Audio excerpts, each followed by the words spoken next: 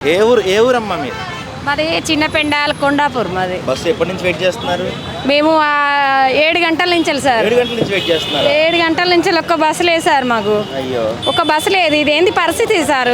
ఇదంతా ఏంది? పిల్లలు తీసుకొని ఇప్పుడు దీపాలు కానీ అందరం వెళ్ళినాము. వెళితే ఒక్క బస్సు లేదు సార్. ఎందుకు 1000 రూపాయలు అడుగుతుండే? ఒక్క మనిషికి 1000 రూపాయలు అడుగుతారు చిన్న పెండల వరకు. 1000 రూపాయలు పెట్టుకొని ఏం లాభం సార్? ఏం లాభం? ఏం పరిస్థితి ఏంది? ఏమొచ్చిండు? ఏం తెచ్చిండు? ఫ్రీ పెట్టి రోడ్ల మీద పడేసిండు ఒక్కొక్క ఆడోళ్ళను.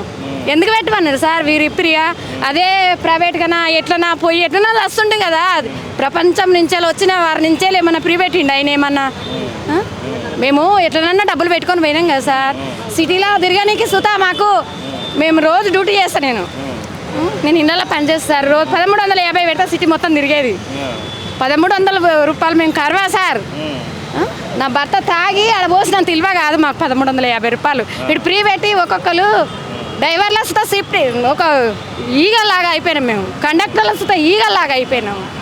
మాకు ఎందుకు సార్ ఇంత ఇబ్బందులు? మమ్మల్ని రోడ్ల మీద పడేసి వచ్చి ఏం తెచ్చింది సార్ మాకు?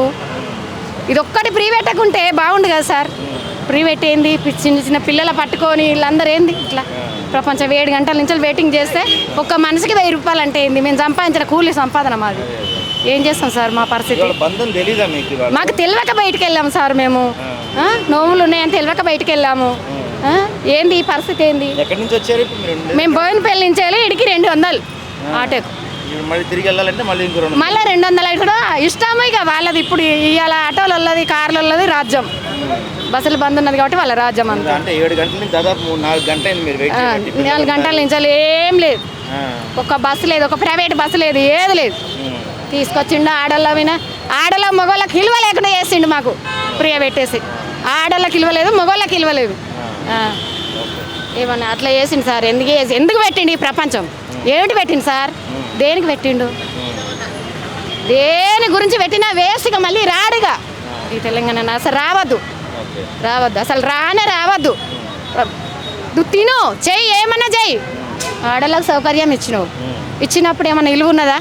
ఇదొక్కటి ఫ్రీ పెట్టకుండా ప్రపంచం అంతా బాగుండు. ఏం లాభం సార్?